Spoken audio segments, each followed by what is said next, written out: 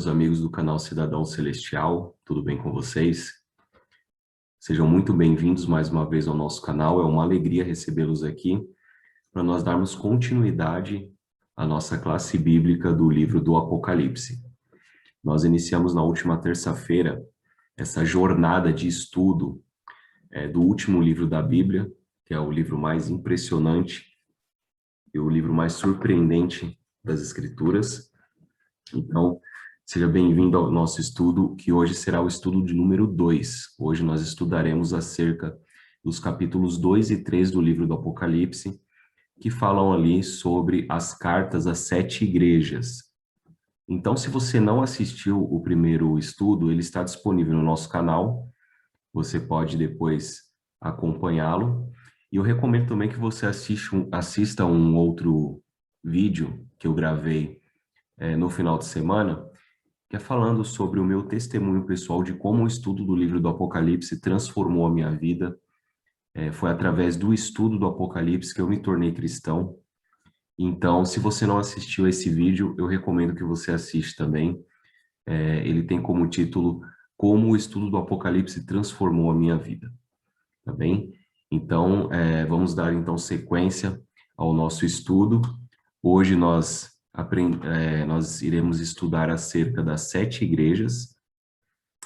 Na introdução ao estudo do Apocalipse na semana passada, nós aprendemos que o Apocalipse ele é uma revelação de Jesus Cristo. Jesus Cristo, então, recebeu as revelações do Apocalipse do próprio Deus, que notificou, passou a revelação para o anjo, nós entendemos ser o anjo Gabriel, e o anjo, então, passou as revelações do Apocalipse para o apóstolo João. E João, então, recebe uma ordem do próprio Jesus Cristo de escrever o Apocalipse em forma de cartas e enviar essas cartas às 7 igrejas. Então, nós vamos entender hoje por que Deus escolheu essas igrejas, cada igreja tem um significado, e nós vamos, então, aprender a respeito disso. Eu vou compartilhar aqui a minha tela, para que a gente possa dar início, então, ao nosso estudo. Antes de nós começarmos o estudo do Apocalipse, capítulos 2 e 3, acerca das 7 igrejas, as 7 igrejas do Apocalipse, aí está. Eu queria convidar você para nós orarmos, pedirmos, então, a direção do Espírito Santo para esse estudo. Se você puder, feche os seus olhos e curve a sua fronte. Senhor Deus, nós agradecemos ao Senhor mais uma vez pelo privilégio que o Senhor nos dá de ter a oportunidade de abrir e estudar a Tua Palavra. Nós te pedimos que o Senhor nos envie o Teu Santo e Bom Espírito e nos abençoe neste estudo para que nós possamos aprender mais acerca das verdades contidas nos capítulos 2 e 3 do livro do Apocalipse, acerca das 7 igrejas, e que nós possamos, Senhor, aplicar os conselhos da Tua Palavra à nossa vida. Nos abençoe, nos inspire, é o que nós te pedimos em nome de Jesus. Amém. Então, vamos lá. As 7 igrejas do Apocalipse. Então, João, quando estava preso lá na ilha de Patmos, por ordem do imperador romano, nós estudamos isso na semana passada, ele recebeu, então, uma ordem de Jesus Cristo, e essa ordem, uma ordem divina, está lá no livro de Apocalipse, no capítulo 1, versos 10 e 11. Se você não está com a sua Bíblia,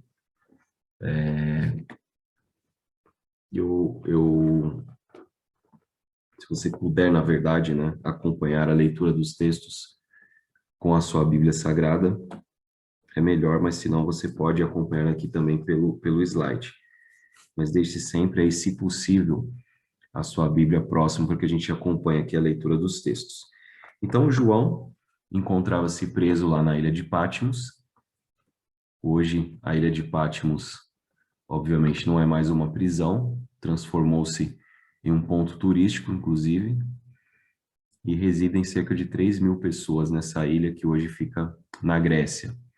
Então, 65 anos após a morte e ressurreição e ascensão de Jesus Cristo aos céus, João encontrava-se preso, então, nessa ilha e recebeu, né, através da revelação de Jesus Cristo, a ordem de escrever o livro do Apocalipse em forma de cartas, ok? Então, lá no capítulo 1 de Apocalipse, versos 10 e 11, acompanhe na leitura aí comigo. João, ele escreve: achei-me em espírito no dia do Senhor, que nós entendemos ser o dia de sábado, dia do Senhor, e ouvi por detrás de mim grande voz como de trombeta. Verso 11, dizendo: o que vês, escreve em livro e manda às 7 igrejas: Éfeso, Esmirna, Pérgamo, Tiatira, Sardes, Filadélfia e Laodiceia. Então, João recebe essa ordem de escrever e endereçar essas cartas a essas 7 igrejas. Por que que Deus deu essa ordem para escrever especificamente para essas igrejas? Deus, na sua onisciência, na sua sabedoria, e nada do que está na Bíblia é por acaso, tudo tem um propósito, tudo tem um significado. E nós entendemos então que essas igrejas, elas existiam nos dias de João, e elas simbolizam 7 períodos pelos quais passaria a igreja cristã, da primeira até a segunda vinda de Cristo. Então nós vamos entender ao decorrer do estudo que essas 7 igrejas, vejam que elas formam ali no mapa, né, conforme desenhado aí no slide, elas formam uma espécie de uma rota, em sentido horário, né? Você veja que a ilha de Patmos está ali, então essas igrejas, nós entendemos serem igrejas que representam períodos pelos quais passaria a igreja cristã em todas as eras. Quando a gente vai para o livro do Apocalipse, no capítulo 1, no verso 20, está escrito: quanto ao mistério das 7 estrelas que viste na minha mão direita e aos 7 candeeiros de ouro, as 7 estrelas são os anjos das 7 igrejas e os candeeiros são as 7 igrejas. Então, essas igrejas são representadas por esses 7 candeeiros, conforme nós acabamos de ler aqui em Apocalipse 1, verso 20. E cada uma dessas igrejas representa um período em que a igreja cristã passaria durante toda a história, desde os dias de João até a volta de Jesus Cristo. Então, o estudo das 7 igrejas, ele é muito impressionante, é muito maravilhoso. Então, aqui só para a gente poder, de forma resumida, a gente poder entender como que funciona isso. Então, veja que cada igreja representa um período, né, de um ano até um determinado ano. E cada ano desse, um evento marcou o cristianismo. Alguma coisa aconteceu em cada data dessa aí que está especificado no slide. Então, você veja que a igreja de Éfeso corresponde do ano 31 até o ano 100. Esmirna, do ano 100 até o ano 313, e assim vai. E cada ano desse ocorre um evento, né, já profetizado e prefigurado. A gente vai ver que essas cartas que foram escritas, elas contêm alguns elementos comuns às igrejas. Então, todas as cartas começam com Jesus Cristo se apresentando, e ele se apresenta de forma diferente para cada uma das igrejas. Depois, ele vai proferir um elogio, uma reprovação, um conselho e uma promessa. Então, cada uma das 7 cartas, as 7 igrejas, estão estruturadas dessa forma: apresentação, elogio, reprovação, conselho e promessa. Então, a primeira igreja, vamos já então iniciar o estudo aí da primeira igreja, da primeira das 7 igrejas, que é a igreja de Éfeso, ok? Então, a igreja de Éfeso representa o período do ano 31 até o ano 100, ou seja, ali é o primeiro século, né, após a morte, ressurreição e ascensão de Jesus, que ocorreu justamente no ano 31. E no ano 100, é mais ou menos ali a data em que o último apóstolo morreu, que é o apóstolo João, inclusive o autor do livro do Apocalipse. Okay? Então, essa igreja representa o período desde a morte de Cristo até a morte de João, o último dos apóstolos. Então, a igreja de Éfeso é uma igreja que os membros da igreja eram os discípulos de Jesus, e a igreja preservava sua pureza doutrinária e cumpria a missão. A própria palavra Éfeso, ela tem um significado de desejável ou pura. Então, quem eram os membros da igreja de Éfeso? Eram os próprios apóstolos, os próprios discípulos de Jesus Cristo. Então, esses apóstolos, ao terem recebido a doutrina pura do céu, quem que foi o seu professor, o fundador da igreja? Né? A pedra de esquina, conforme diz o apóstolo Pedro nas suas cartas, é o próprio Jesus Cristo. Então, eles, por terem recebido a doutrina pura de Jesus Cristo, eles então começaram a pregar o evangelho começou a ser difundido a todo o mundo da época. Nós temos ali as viagens missionárias do apóstolo Paulo, que pregou por todo o Império Romano, que era o mundo conhecido da época, né? E os demais apóstolos também, todos eles pregando a doutrina pura do evangelho. Então, por isso que a igreja de Éfeso representa esse período, o período da igreja primitiva.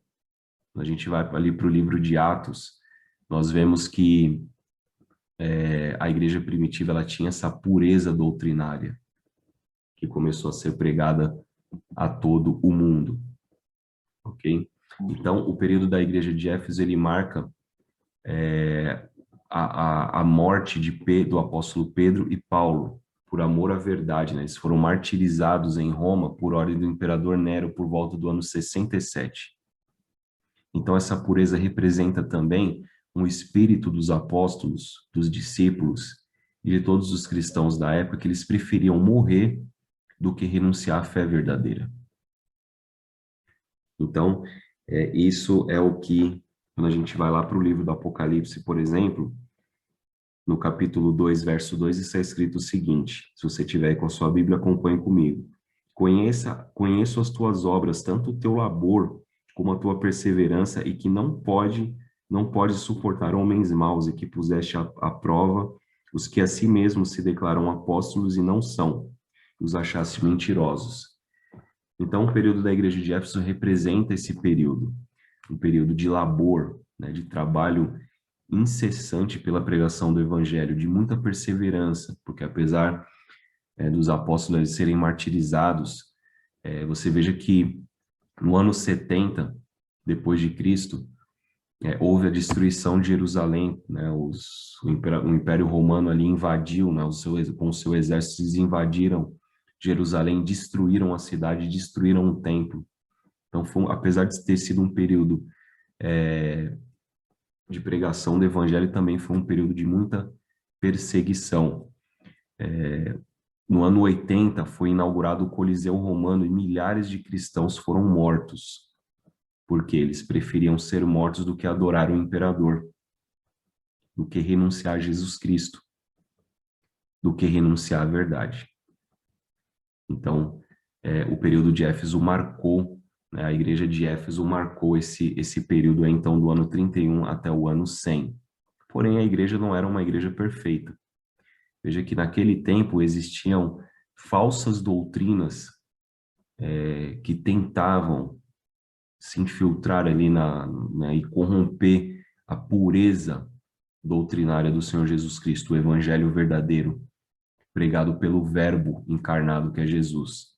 Quando a gente vai para o capítulo 2, verso 6, está escrito o seguinte: tens, contudo, a teu favor os que odeiam as obras dos nicolaítas, as quais eu também odeio. Então, esses nicolaítas, eles pregavam uma doutrina que era estranha à palavra de Deus, dizendo que os atos da carne não afetam a pureza da alma, por isso não tem consequência alguma para a salvação. Então, você veja que essas doutrinas falsas, esses ensinos falsos, eles começaram, né, a tentar se infiltrar e corromper, de certa forma, a igreja de Éfeso, né, tentando afastá-la da verdade. Quando a gente vai, por exemplo, para o verso 4, diz o seguinte, a reprovação de Jesus Cristo, né? Tenho, porém, contra ti que abandonaste o teu primeiro amor. E o verso 5, lembra-te Pois de onde caíste, arrepende-te e volta à prática das primeiras obras. E se não, venho a ti e moverei do seu lugar o teu candeeiro, caso não te arrependas. Então, algumas pessoas estavam abandonando o primeiro amor. É aquele ímpeto de pregação do evangelho, de amor a Jesus Cristo, de dar a vida, preferir dar a vida do que abandonar a verdade. Algumas pessoas estavam dando ouvidos a essas falsas doutrinas e abandonando, então, o primeiro amor. Então, Jesus, ele dá esse conselho: lembra-te do primeiro amor. E, de fato, quando nós conhecemos a Jesus Cristo, quando nós recebemos o perdão do céu, quando nós entendemos e aceitamos a Jesus como nosso Salvador, nosso Senhor, nós ficamos empolgados. Isso a gente chama de o primeiro amor. A gente prega a palavra de Deus com toda a vontade, com todo o amor, com todo o empenho. A gente tem sede por Deus e a gente quer conhecer mais da palavra. A gente quer mais comunhão com Deus, mais comunhão com Jesus Cristo, queremos a unção do Espírito Santo. Só que muitas vezes, com o passar do tempo, alguns problemas, algumas provações, algumas dificuldades, e nós temos a tendência a arrefecer da fé. Então, este conselho de Jesus Cristo para a igreja de Éfeso, que estava nesse ímpeto do primeiro amor, né, pregando o evangelho, espalhando as boas novas de salvação de Jesus Cristo, o reino de Deus, esse conselho, ele serve para nós também. Lembra-te do primeiro amor. Muitas vezes na nossa vida, nós precisamos voltar ao primeiro amor. E Jesus Cristo, ele deseja que a gente tenha essa constância na nossa vida cristã. Ok? Então, passando já para a segunda igreja, a igreja de Esmirna. Então, nós entendemos que a igreja de Esmirna representa o período do ano 100 até o ano 313. O que aconteceu? Quais os eventos que marcaram esses anos, esse período da igreja de Esmirna? O ano 100, nós entendemos, então, que é o período desde a morte do apóstolo João, foi o último apóstolo, até a assinatura do Edito de Tolerância de Milão. Então, vamos entender melhor isso. Este foi um imperador romano, Diocleciano, e foi o responsável por causar talvez uma das mais terríveis perseguições do Império Romano à Igreja Cristã. Então, o Diocleciano corresponde, então, ao período do Império Romano da grande perseguição ao cristianismo. Então, esta foi a última e talvez mais sangrenta perseguição aos cristãos no Império Romano. Em 303, Diocleciano, Maximiano, Galério e Constâncio Clório emitiram uma série de editos, né, esses todos mencionados aí, são todos imperadores romanos. Eles emitiram uma série de editos que revogavam os direitos legais dos cristãos e exigiam que estes cumprissem as práticas religiosas tradicionais. As práticas religiosas tradicionais que nós entendemos no Império Romano é a adoração ao imperador. Então, os cristãos, eles se recusavam a adorar o imperador como Deus. Isso, então, desencadeou uma série de perseguições. Os cristãos teve suas propriedades confiscadas. Então, isso corresponde exatamente ao período da igreja de Esmirna. Quando a gente vai, por exemplo, para Apocalipse, no capítulo 2, verso 10, nós lemos o seguinte: não temas as coisas que tens de sofrer. Eis que o diabo está para lançar em prisão alguns dentre vós, para ser dispostos à prova. E tereis tribulações de 10 dias. Ser fiel até a morte, dar-te-ei a coroa da vida. Quando o texto ele diz que tereis tribulações de 10 dias, aqui a gente já começa a aplicar alguns princípios de interpretação do Apocalipse. Em profecia, nós entendemos que dias significam anos literais, com base em textos como Números 14, 34 e Ezequiel 4, 6 e 7. Por exemplo, quando a gente vai lá para o Antigo Testamento, no livro de Ezequiel, no capítulo 4, versos 6 e 7, nós entendemos este conceito de interpretação profética, convertendo dias em anos literais.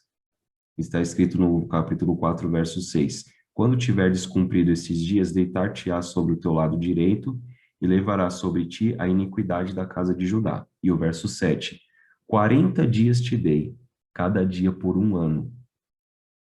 Voltarás, pois, o rosto para o cerco de Jerusalém, com o teu braço descoberto, e profetizarás contra ela.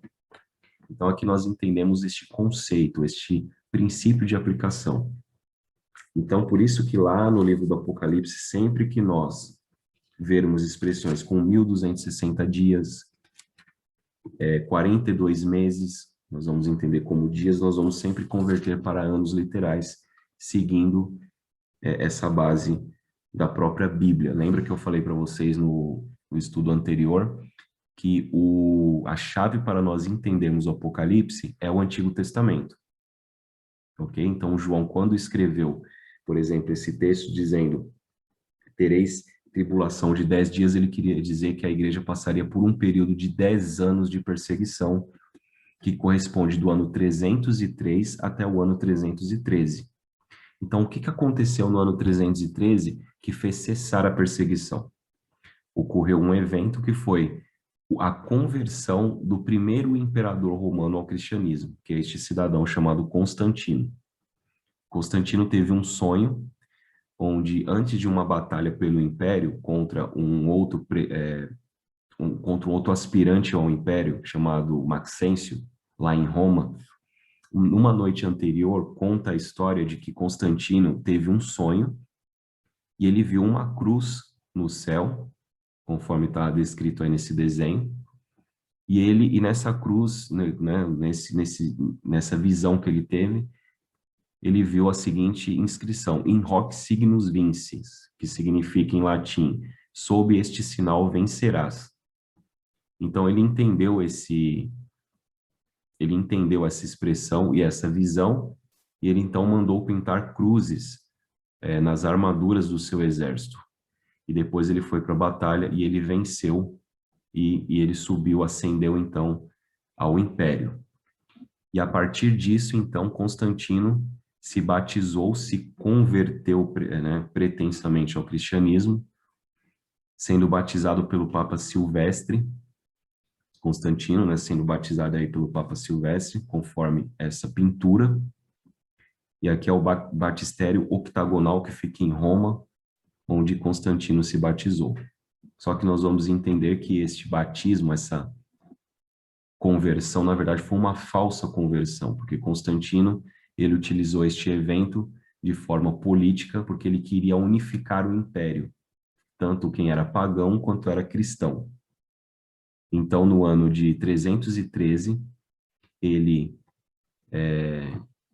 promulga o Edito de Tolerância de Milão, que declarava que o Império Romano seria neutro em relação ao credo religioso, acabando oficialmente com toda a perseguição sancionada pelo Império Romano aos cristãos, né, especialmente do cristianismo. O edito foi emitido pelo tetrarca ocidental Constantino o Grande e por Licínio, tetrarca oriental, porque naquela época o império era dividido em Império Romano Ocidental e Império Romano Oriental. Então, com este edito, cessa-se os 10 dias de perseguição, que nós entendemos como sendo os 10 anos, no qual passaria a igreja no período da igreja de Esmirna, ok? Do ano 303 ao ano 313. Chegamos então ao período da terceira igreja, a igreja de Pérgamo, que corresponde ao ano 313, ano do Edito de Tolerância de Milão, assinado por Constantino, até o ano 538. Nós entendemos ser o início da supremacia papal. Nós vamos entender melhor isso. Então, conforme Constantino ele assinou o Edito de Tolerância de Milão, legalizando o cristianismo, algumas coisas foram acontecendo. Em 380, Teodósio I promulgou um edito tornando o cristianismo a religião exclusiva do Estado. E em 392, por meio do edito de Constantinopla, os cultos pagãos tornaram-se ilegais. Então, veja que à medida que Constantino pretensamente se converteu ao cristianismo, foi batizado, assinou lá o Edito de Tolerância de Milão, cessou a perseguição, o cristianismo tornou-se uma religião legal, então as pessoas tinham liberdade de culto. Só que essa conversão de Constantino, ela foi uma conversão puramente política. Ele não se converteu verdadeiramente ao cristianismo. O Império Romano, a religião do Império Romano era pagã, era adoração de deuses, né, idolatria totalmente impregnada ali na religião romana, e por isso que os cristãos, muitos deles, foram martirizados porque se recusaram a adotar esse tipo de religião, né, em detrimento ao cristianismo. Só que a partir do momento em que Constantino pretensamente se converte ao cristianismo, ele passa a mesclar, a sincronizar, a sincretizar a religião pagã do império com o cristianismo. Então, neste período, a igreja ela começou a se infiltrar na igreja cristã alguns elementos do paganismo por influência justamente de Constantino. Então, quando acaba a perseguição ao cristianismo, os cristãos eles começam a se acomodar e aos poucos vai deixando aquela verdade pura do evangelho que a gente observou lá na igreja de Éfeso. E aos poucos vai se afastando da verdade. Você veja que foi nesse período, até esse período mais ou menos, os cristãos ainda guardavam o sábado, o quarto mandamento. Só que a partir desse momento eles começam a se afastar da verdade, começam a mudar o dia de guarda do sábado para o domingo. E isso o domingo nada mais é que um dia de culto pagão, onde eles adoravam os solos invictus, né? O Império Romano, os imperadores, eles tinham no domingo um dia de culto ao Deus Sol. Por isso que domingo em inglês significa o Sunday, né? O dia do sol. Então isso já vem desde essa época e começou a se intensificar a partir aí, então da conversão de Constantino. O Império Romano, durante esse período da Igreja de Pérgamo, começou na verdade a queda do Império Romano. Este historiador Edward Gibbon, ele escreveu esse livro, que é um livro clássico, né, de história, a história do declínio e queda do Império Romano. E ele escreve então que o Império Romano começou a cair no ano 300, do ano 352 até o ano 476, por ocasião da invasão de 10 tribos bárbaras. E essas 10 tribos bárbaras, elas deram origem ao que nós conhecemos hoje como a Europa Ocidental.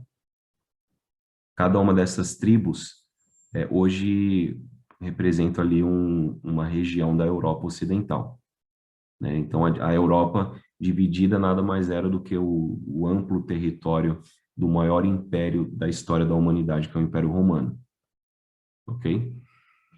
Então, essas 10 tribos, elas começaram, então, a minar ali o Império Romano, começou a derrubar o Império Romano aos poucos, tomando algumas partes, né, do Império.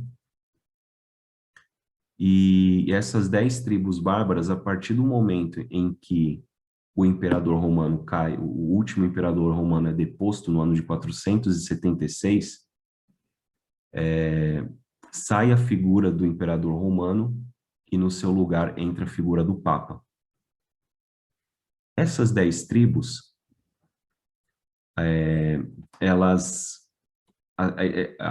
dessas 10 tribos, 7 delas reconhecem no Papa como uma figura de liderança, tanto religiosa quanto política.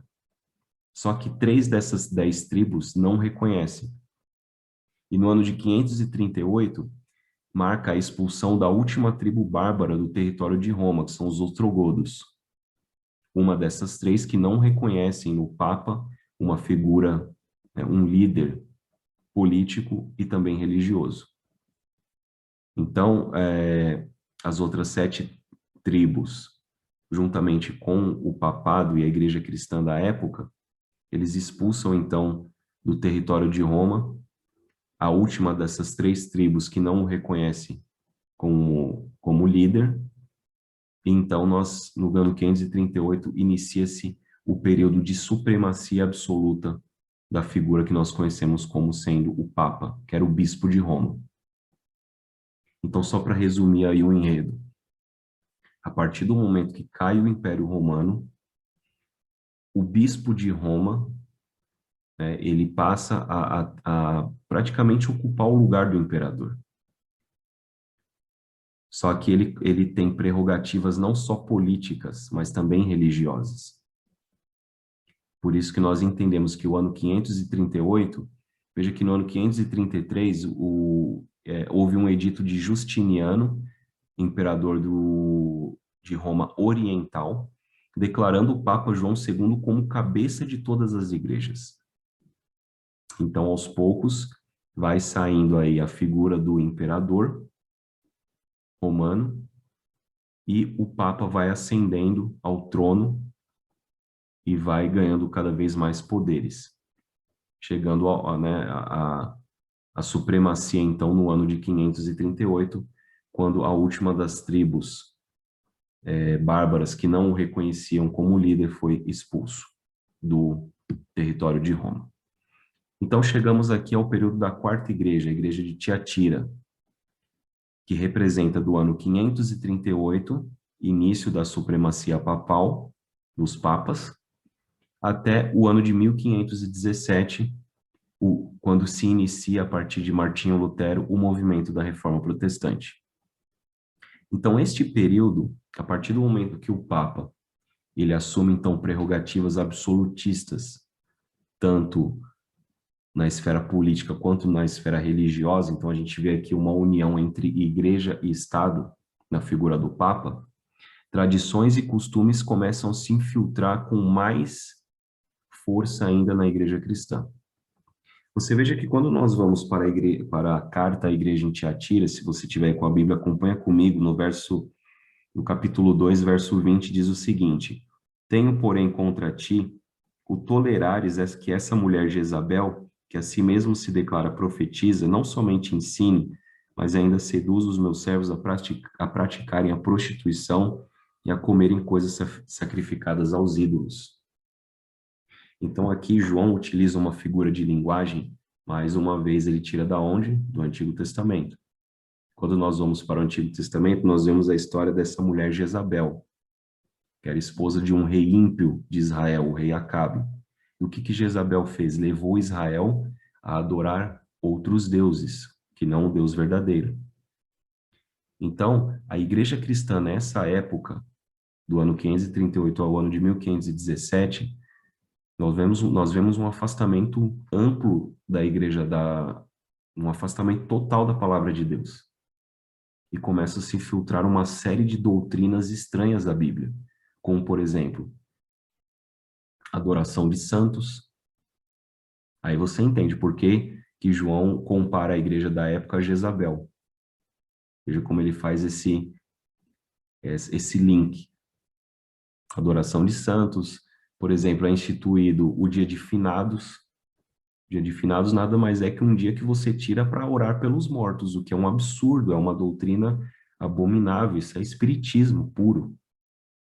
Missa de sétimo dia, você faz missa de sétimo dia para quem já morreu, e naquela época eles faziam isso para, por exemplo, se a pessoa morrer, se a pessoa ali tem uma quantidade razoável de pecados, ela morre, vai para o purgatório, e ali você faz uma missa de sétimo dia, para que a pessoa sofra menos, como se algo que nós pudéssemos fazer aqui, nós pudéssemos manipular a Deus e ele, né, através de uma cerimônia como essa, pudesse abreviar a estada de uma pessoa no purgatório, que é uma doutrina completamente estranha à palavra de Deus. Então, tudo isso foi começando a se infiltrar na igreja. E as pessoas, então, se afastaram completamente da verdade. A Bíblia foi tirada das pessoas. As pessoas não tinham mais acesso à Bíblia. As missas eram rezadas em latim, que era uma língua pouco conhecida pelas pessoas. Então, as pessoas elas se afastaram completamente da verdade. A igreja cristã da época, a igreja romana, começou, né, você veja que desde a conversão de Constantino, Constantino foi quem trouxe as pessoas para dentro de grandes templos, de grandes igrejas, e começou a adornar essas igrejas.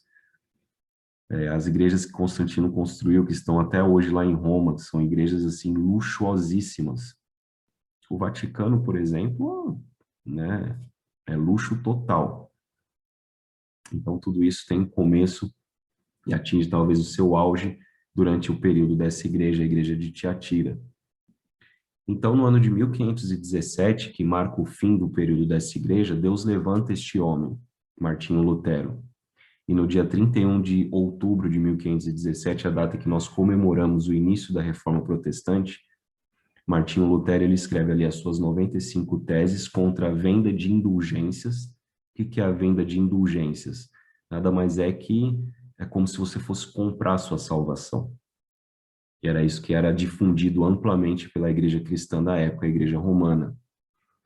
Então, Lutero, quando ele prega, né, as suas 95 teses na porta desse castelo lá na Alemanha, em Wittenberg, a ideia de Lutero não era causar um cisma com a igreja, mas sim trazer a igreja de volta à palavra de Deus. Trazer a igreja romana de volta à palavra de Deus. Só que isso não deu certo. E Lutero acabou sendo excomungado da igreja. Então, chegamos ao período da Quinta Igreja, a Igreja de Sardes, que marca do ano 1517, ano do início, né, da Reforma Protestante, até o ano de 1798, que nós entendemos ser o fim da supremacia papal. Então, você veja que do ano 1517 até o ano de 1798, nós temos o auge da supremacia papal. Porque à medida em que os reformadores eles começaram a estudar a palavra de Deus, tiveram acesso à palavra de Deus, começaram a estudar a Bíblia, começaram a pregar a verdade para as pessoas, Roma instituiu a Santa Inquisição, que era o que eles condenavam as pessoas que acreditavam neste livro aqui, na Bíblia, condenavam essas pessoas à morte. E muitos foram martirizados, muitos reformadores foram queimados nas fogueiras, torturados, afogados, e todo tipo de espécie de perseguição, de tortura que você possa imaginar foi infligida, então, durante esse período. Quando a gente vai, por exemplo, para o capítulo 3, no verso 4, falando aqui da carta de Jesus Cristo à igreja de Sardes, ele diz o seguinte: tens, contudo, em Sardes umas poucas pessoas que não contaminaram as suas vestiduras e andarão de branco junto comigo, pois são dignas. Então, veja que Deus, a despeito de todas aquelas doutrinas pagãs que foram se infiltrando na igreja, Deus, em todos os períodos, sempre teve um povo fiel à sua palavra, que guarda os mandamentos de Deus, tem o testemunho de Jesus Cristo e preserva o amor à verdade, a pureza doutrinária. Aquele primeiro amor que a gente falou lá na igreja de Éfeso. Só que a Bíblia diz que tem umas poucas pessoas, né? São umas poucas pessoas. Como se fosse um resto ali, né? Um remanescente, que não contaminaram as suas vestiduras, né? Ou seja, não se afastaram da verdade de Jesus Cristo. Então, durante esse período, nós temos um evento que ficou conhecido como o Massacre de São Bartolomeu, que aconteceu no dia 24 de agosto de 1572, na França, onde a Igreja Romana perseguiu e matou muitas pessoas. Dizem que num período de 3 meses, com início nessa data, esse massacre matou mais de 70 mil cristãos. Pessoas ali que preferiram morrer do que se dobrar às tradições, aos dogmas, às doutrinas pagãs da igreja da época. E elas então foram martirizadas e mortas por ordem dos reis da época e principalmente do papado, do Papa. Então, no ano de 1798, ocorreu um evento que foi a prisão do Papa Pio VI, terminando assim o período de supremacia papal. Então, o Papa Pio VI, ele foi preso na Capela Sistina, em Roma, no dia do aniversário da sua coroação. Ele estava lá comemorando na Capela Sistina, e ele foi preso por ordem de Napoleão Bonaparte, um general chamado Berthier invadiu a capela, prendeu o Papa, o exilou, e ele acabou morrendo no exílio, né? Morreu, e ali a gente entende, então, nesse ano de 1798, como sendo o fim da supremacia papal. Ou seja, acabou aquele período de auge dos mandos e desmandos da Igreja Romana através da figura do Papa.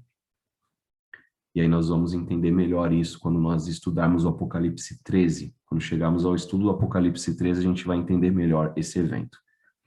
Chegamos então ao período da Igreja de Filadélfia, período da Sexta Igreja, que corresponde do ano 1798, prisão do Papa Pio VI, até o ano de 1844, nós entendemos que ocorreu neste ano um evento chamado Desapontamento Millerita, um reavivamento que houve ali na América do Norte, nos Estados Unidos, e uma volta das pessoas à palavra de Deus.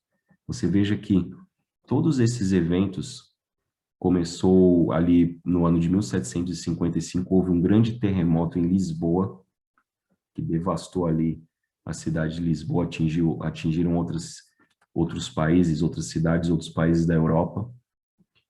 E esse terremoto, ele causou ali um despertamento das pessoas de volta à palavra de Deus. E muitos então começaram a estudar as profecias, começaram a estudar o livro do Apocalipse. Aí depois, no ano de 1798, houve a prisão do Papa Pio VI. Aí as pessoas ficaram ainda mais assustadas, porque é um evento assim, imagina o Papa sendo preso hoje, sendo exilado. Então foi um evento assim, e olha que o Papa hoje não tem ainda o poderio que tinha na Idade Média. Nós vamos entender depois que ele voltará a ter. Mas na Idade Média ele tinha poderes absolutos. O Papa, ele destronava reis. Se você for para a história, você vai ver que teve um rei alemão que se atreveu a denunciar as obras ímpias de um dos papas, não me lembro exatamente qual o nome do papa agora, mas o papa o excomungou, e ele, com medo de perder a coroa, ele se humilhou, ele saiu da Alemanha e foi até um castelo onde o papa estava hospedado na Itália, a pé, no meio da neve, com roupas esfarrapadas, vamos dizer assim, se ajoelhou ali diante do Papa pedindo perdão. Então você veja que o Papa, na época da Idade Média, tinha pouco poder, né? Pouco poder. Então, à medida que esses eventos eles foram acontecendo, grande terremoto, no ano de 1780 nós tivemos um evento que foi conhecido como o Dia Escuro, né? Houve um dia lá em que não aconteceu um eclipse, simplesmente ao meio-dia o dia virou noite, e as pessoas ficaram muito assustadas, e nesse mesmo dia à noite a lua se tornou como sangue. Nós vamos entender isso quando chegarmos no capítulo 6 do Apocalipse. Então todos esses eventos fizeram que as pessoas se despertassem para o estudo da palavra de Deus, e houve ali um reavivamento. E este homem, Guilherme Miller, ele era um fazendeiro que dedicou vários anos da sua vida ao estudo das profecias de Daniel. Então, Guilherme Miller começou a estudar a Bíblia, começou a estudar as profecias de Daniel, começou a estudar as profecias de Apocalipse e começou a pregar a volta de Jesus. E ele, ali nos seus estudos, ele entendeu que Jesus Cristo voltaria no ano de 1844. Então, ele começou a pregar isso para as pessoas. E as pessoas acreditavam, porque a pregação de Miller ela era embasada na Bíblia. Ele era um homem muito estudioso. Então, as pessoas começaram a se preparar para a volta de Jesus em 1844, só que aconteceu que chegou em 1844 e Jesus não voltou. Então, quando a gente vai lá para o livro de Apocalipse, no capítulo 3, verso 8, falando da carta de Jesus Cristo à igreja de Laodiceia, ele diz o seguinte: conheço as tuas obras, eis que tenho posto diante de ti uma porta aberta, a qual ninguém pode fechar. Que tens pouca força, entretanto, guardaste a minha palavra e não negaste o meu nome. E quando o texto ele diz, eis que tenho posto diante de ti uma porta aberta, isso daqui é uma referência ao santuário celestial. Guilherme Miller, ele entendeu que Jesus Cristo voltaria no ano de 1844, mas na verdade o que aconteceu em 1844 foi que começou o que nós entendemos por ser o juízo final. Mais para frente nós estudaremos com mais detalhes a respeito disso quando chegarmos no estudo do Apocalipse 10. Então estou dando aqui uma série de antecipando aqui uma série de informações que nós vamos entender melhor lá na frente. Santuário celestial, o juízo final que começou no ano de 1844. Por hora, o que nós precisamos entender é isso. Chegamos então ao período da última igreja, a igreja de Laodiceia. Começou então no ano de 1844, período do grande desapontamento milerita, e vai até a volta de Jesus. Ou seja, eu e você pertencemos ao período da igreja de Laodiceia. Então vamos entender melhor o contexto desta igreja. Laodiceia, olha que coisa interessante. Termo grego que deriva de duas palavras, laos e dikaios, que significam respectivamente povo e juízo. Julgamento do povo ou juízo, ou povo do juízo.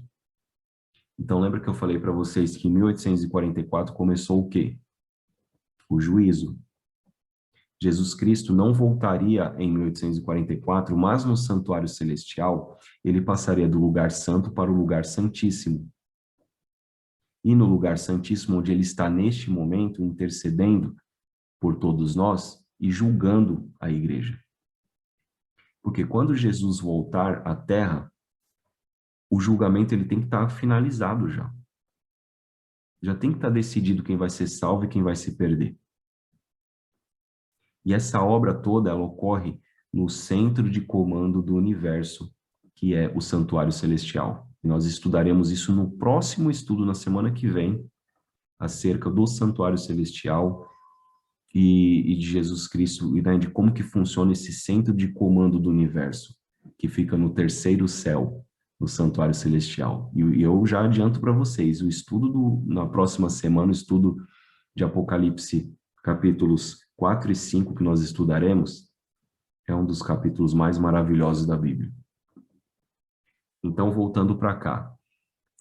Então, Laodiceia, esse termo, esse nome, é uma alusão clara ao juízo investigativo, iniciado no céu em 1844, e o nascimento da igreja remanescente, simbolizada na sétima igreja do Apocalipse.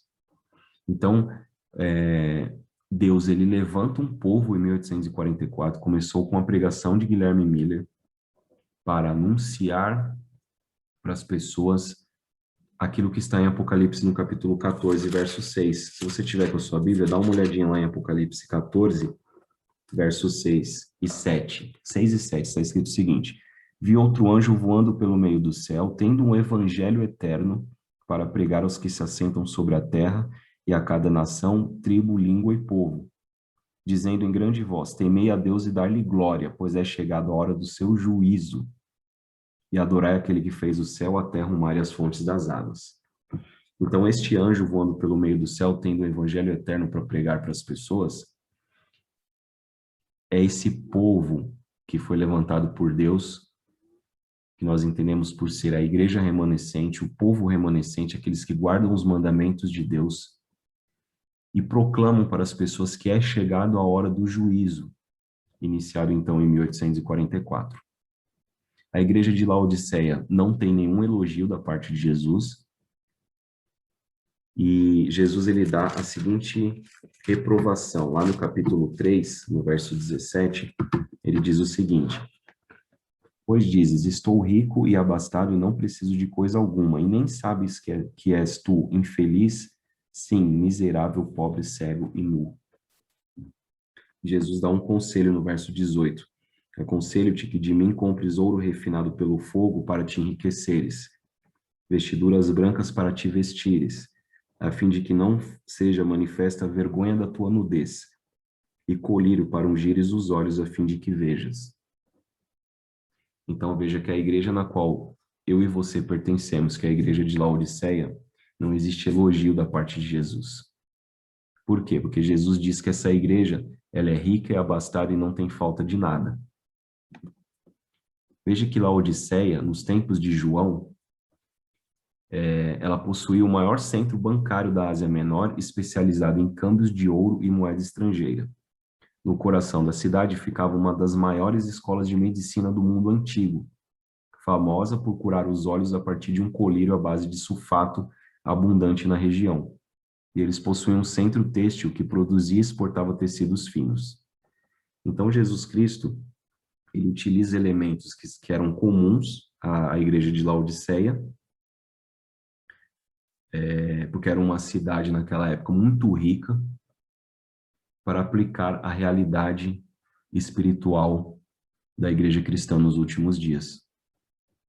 É uma igreja que se considera rica e abastada, não tem falta de nada, e Jesus diz que, na verdade, nós estamos pobres, cegos e nus. Por quê? Porque nós temos hoje um verdadeiro banquete espiritual preparado por Jesus Cristo. A nossa igreja hoje, nós podemos nos dar ao luxo de ter... Quantas Bíblias você tem em casa hoje? Se eu for contar aqui em casa, na minha estante, eu devo ter no mínimo, umas 6, 7 Bíblias. Agora, o que eu estou fazendo com tudo isso? Você veja que ao longo de todas as eras, de todas essas igrejas que nós estudamos, cada um desses períodos, a igreja foi perseguida, a Bíblia foi tirada das pessoas. Muitos, como Martinho Lutero e outros reformadores, deram a sua vida para que a gente pudesse ter esse livro em nossas mãos. Hoje nós temos liberdade de culto. É óbvio que existem alguns países ainda que existe perseguição, mas é uma coisa muito pontual. Na grande maioria, hoje, e principalmente onde nós vivemos no Brasil, nós temos liberdade de culto. Nós temos as igrejas abertas. Eu tenho o meu canal aqui no YouTube. Pela graça de Deus, a gente consegue pregar a palavra de Deus, e muitas vezes nós negligenciamos tudo isso. Deixamos de lado a verdade, deixamos de lado o estudo da palavra, a oração, a comunhão com Deus, para ficarmos na televisão. Trocamos o culto por um jogo de futebol. Jesus Cristo, ele nos dá um conselho. Então, nós precisamos do ouro refinado, que significa a fé provada, né? O ouro, quando ele passa pelo fogo, ele dobra o valor. Então, é nesse sentido que Jesus, ele diz, nós precisamos de uma fé pura, verdadeira, o ouro refinado. Vestiduras brancas. Por que vestiduras brancas? As vestiduras brancas representam a justiça de Jesus Cristo. Nós precisamos desesperadamente da justiça do Senhor Jesus imputada a nós, porque senão não seremos aprovados no juízo. E o colírio para os olhos, que é o Espírito Santo, abrindo os nossos olhos para as verdades da palavra de Deus. É esse o conselho que Jesus nos dá. E Jesus, ele termina então dizendo lá em Apocalipse 3, verso 20, um dos textos mais conhecidos da Bíblia: Eis que estou à porta e bato. Se alguém ouvir a minha voz e abrir a porta, entrarei em sua casa e cearei com ele e ele comigo. Jesus está batendo a porta, mas não é batendo na porta de quem está fora da igreja. Também, claro, óbvio, né? Mas também para quem está dentro da igreja, para quem se diz cristão. Porque o juízo importa que o juízo comece por dentro, pela casa de Deus. E nós, neste momento, estamos sendo julgados por Jesus Cristo, não que ele queira nos condenar, pelo contrário. Jesus quer nos julgar, quer nos absolver, mas para isso nós precisamos ir até ele. Com a fé verdadeira, provada pelo fogo, através do Espírito Santo que nos conduz a toda a verdade. E nós precisamos de toda a verdade. Nós estamos em um tempo em que, conforme o texto que nós lemos lá em Apocalipse 14, versos 6 e 7, o evangelho eterno precisa ser pregado.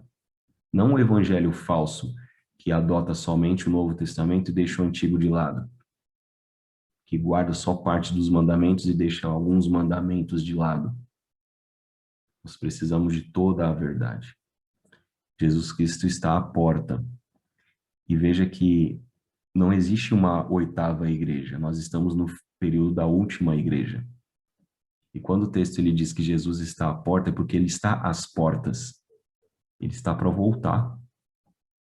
Ele está batendo, ele está, estou voltando. E você, como está a sua vida? Como que está a minha vida? Como que nós estamos diante de Deus? Será que o nosso nome no juízo lá no santuário celestial pode estar sendo passado neste momento? Será que nós seremos aprovados ou não? Nós precisamos refletir seriamente nisso. Precisamos da justiça de Jesus Cristo, precisamos do colírio que é o Espírito Santo na nossa vida. Precisamos nos entregar a Deus hoje, agora, o tempo é agora.